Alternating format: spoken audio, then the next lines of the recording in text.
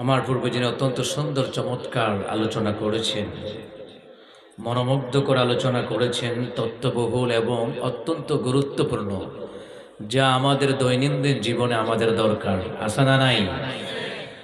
আলোচনা করেছেন মনিরুল ইসলাম Majumdar, Islamic motivational speaker.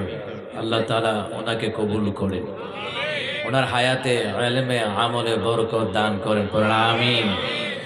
উনি যতগুলি কথা বলেছেন আমি শুনেছি, কিন্তু আমার দেশে আরও অনেক মোটিভেশনাল স্পিকার আছে যারা 1 ঘন্টার মধ্যে একটা হাদিস একটা আয়াত বলে না। কথা বলেন, আছে না নাই? আমি দেখেছি, আমি ইনভেস্টিগেশন করেছি, আমি রিসার্চ করেছি, দেখেছি, তাদের আলোচনাগুলি শুনেছি। আর এদেরকে যারা একবার দাওয়াত দেয়, দ্বিতীয় বছর তাদেরকে আর কেউ নেয়ও না। এরকম অসংখ্য রিপোর্ট আছে আমাদের কাছে। তো তিনি মনিরুল ইসলাম মজুমদার সাহেব চমৎকার কথা বলেছেন।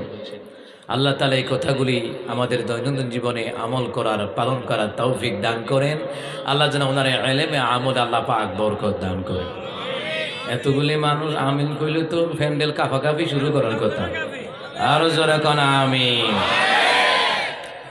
এ না কুমিল্লার মতন, ঠিকই না কম?